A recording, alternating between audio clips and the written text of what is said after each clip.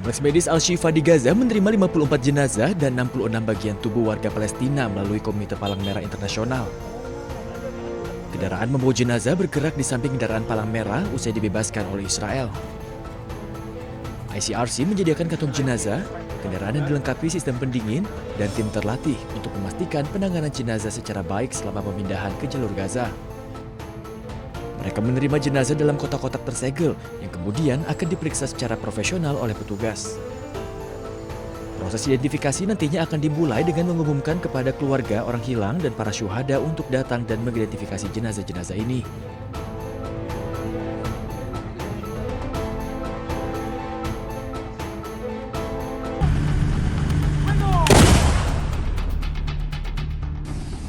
Tentara dan pasukan polisi Kolombia melancarkan operasi terhadap kelompok gerilya Tentara Pembebasan Nasional atau ILN dan para pembangkang FARC di wilayah Catatumbo.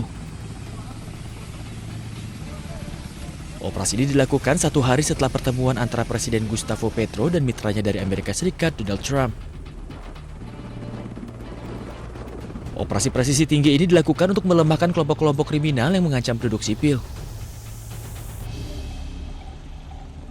7 orang yang diduga anggota ILN tewas dalam bentrokan dengan pasukan militer selama operasi ini, sementara 1 orang lainnya ditangkap.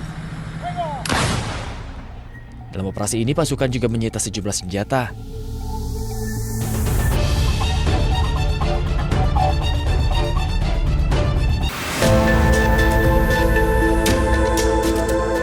Sedikitnya 77 rumah dan toko hangus terbakar dalam serangan kekerasan yang dikaitkan dengan kelompok bersenjata Allied Democratic Forces atau ADF di wilayah Beni, Kivu Utara, Kongo. Serangan ini juga menyebabkan 10 orang tewas. ADF menyerbu desa Mamove, membakar gudang kakao, lubung pribadi dan rumah-rumah, menyebabkan banyak keluarga kehilangan tempat tinggal dan mata pencaharian musiman mereka. Menurut laporan media, ADF kemudian melakukan penyergapan di Jalan Oicha Mamove, mencegat para pelancong, membakar sepeda motor, dan menewaskan warga sipil. Masyarakat menilai pemerintah mereka lalai dalam melindungi mereka dan lebih fokus ke sejumlah isu lainnya.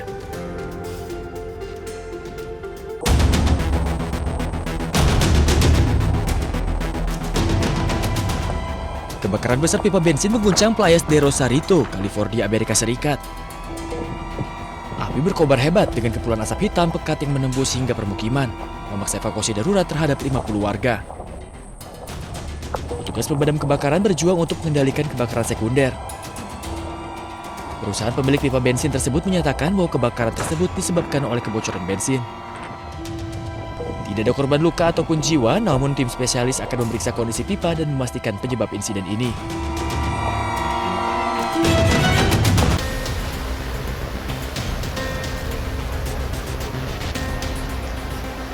Hujan lebat dan angin kencang telah menyebabkan banjir di seluruh Spanyol Selatan. Akibatnya pihak berwenang setempat mengaktifkan rencana darurat di kota Ubrik di Provinsi Cadiz. Grazalema, sebuah kota pegunungan di Provinsi Cadiz, mencatat curah hujan yang luar biasa sebesar 512,5 mm dalam periode 24 jam. Ini merupakan rekor curah hujan dan membuat tanah jenuh hingga air muncul dari bawah permukaan. Air mengalir deras menggenangi ruas jalan dan permukiman. Angin yang kencang pun membuat sejumlah infrastruktur rusak. Langkah-langkah darurat telah diberlakukan karena kondisi yang memburuk. Pihak berwenang telah memerintahkan evakuasi pencegahan dengan lebih dari 900 orang dipindahkan dari daerah rawan di seluruh Provinsi Cadiz karena sungai meluap dan sistem drainase kesulitan untuk mengatasinya.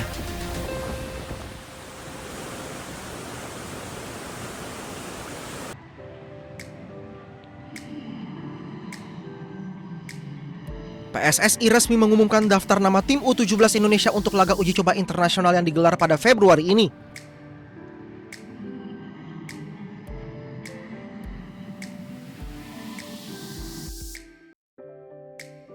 Total, PSSI memanggil 28 pemain untuk mengisi skuad Garuda Asia.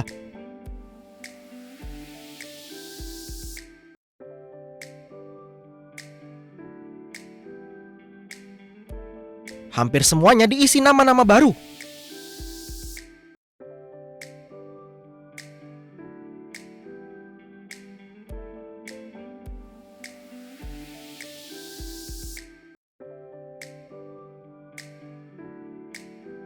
Para pemain yang dipanggil merupakan hasil pemantauan tim kepelatihan.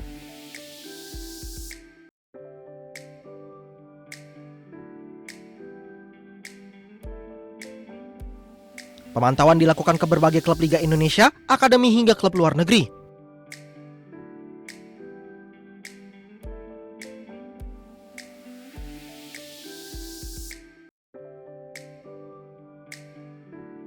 Meski begitu, nama dari generasi sebelumnya juga masuk dalam skuad ini.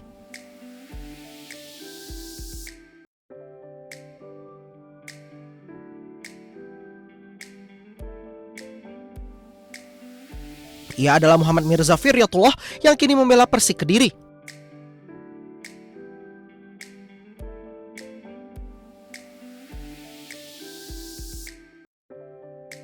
Selain itu, PSSI juga memanggil Nicholas Indra yang bermain untuk klub Norwegia Rosenborg.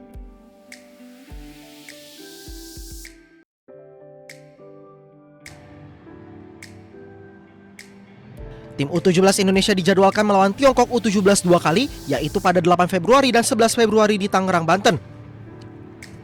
Laga ini akan menjadi bagian dari proses pematangan tim sekaligus evaluasi menyeluruh terhadap para pemain yang dipanggil sebagai persiapan menuju Piala Asia U17 2026.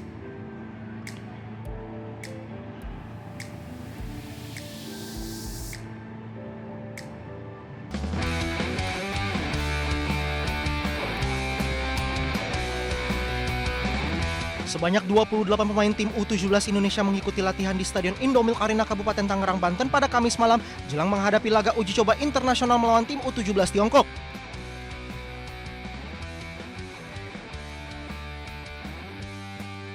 Persiapan skuad Garuda Muda sejatinya telah berlangsung intensif selama 6 bulan terakhir dengan performa positif pada kompetisi Elite Pro Akademi usia 17 tahun. Kerjasama dan kekompakan skuad menjadi fokus utama tim kepelatihan untuk mempersiapkan skuad Garuda Asia, karena itu uji coba internasional sangat dibutuhkan untuk mengetahui level permainan tim. Ya, selama ini mereka udah hampir 6 bulan bersama ya, sebelum kita EPA mulai di tahun kemarin kita udah bersama, dan saya lihat pemain udah secara chemistry udah cukup baik walaupun butuh adaptasi karena ada beberapa pemain baru lagi yang bergabung. Pertama yang dari Persik ada 2 orang dan ada Nicholas yang baru tiba, jadi secara chemistry saya pikir nggak ada masalah. Ya, kekurangannya pasti masih ini akan kita lihat di pertandingan besok lawan Cina ya. Di situ kita akan bisa melihat saat ini level tim ini ada di mana.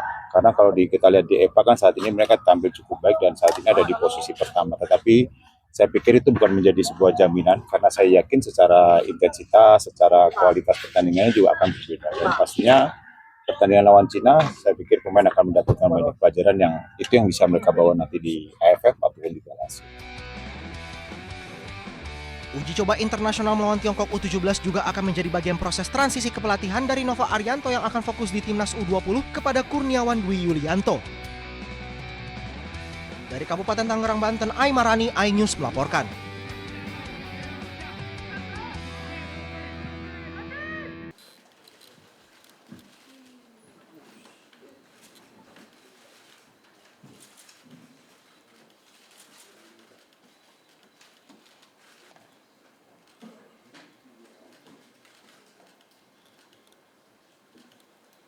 Barang bukti yang ditunjukkan yaitu berupa uang tunai dalam pecahan rupiah senilai 1,89 miliar.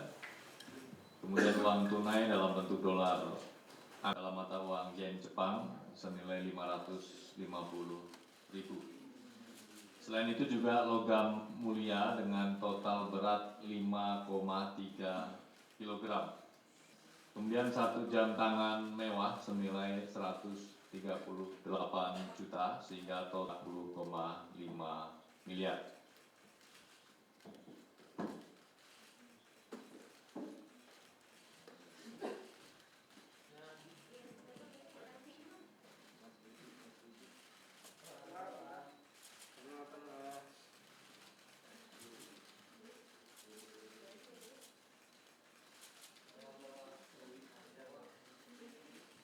Memperhatikan kecukupan alat bukti, maka ditetapkan 6 orang sebagai tersangka, yaitu Saudara RZL, Direktur Penindakan dan Penyidikan Direktorat Jenderal Bea dan Cukai periode 2024-2026. Saudara SIS, selaku Kepala Subdirektorat Intelijen Penindakan dan Penyidikan Direktorat Jenderal Bea dan Cukai. Saudara ORL, selaku Kepala Seksi Intelijen Direktorat Jenderal Bea dan Cukai. Ini dari pihak DJBC-nya. Kemudian dari pihak PTBR-nya, dari swastanya, saudara JF selaku pemilik PTBR, kemudian saudara AND selaku ketua tim dokumen importasi PTBR, dan saudara DK selaku manajer operasional PTBR. KPK selanjutnya melakukan penahanan terhadap 5 tersangka untuk 20 hari pertama sejak tanggal 5 Februari sampai dengan 24 Februari 2026. Penahanan dilakukan di Rumah Tahanan Negara Rutan Cabang Gedung Merah Putih KPK. Nah, mungkin ada pertanyaan dari rekan-rekan, yang ditetapkan 6, yang ditahan 5. Kemana satu lagi, kan gitu kan? Ya, satu lagi pada saat kita akan, teman-teman di lapangan akan melakukan tangkap tangan, itu saudara JF melarikan diri. Sekaligus pada kesempatan kali ini saya menghimbau, ya, kami dari KPK menghimbau kepada saudara JF atau kepada seluruh masyarakat yang mengetahui keberadaannya segera untuk menyerahkan diri.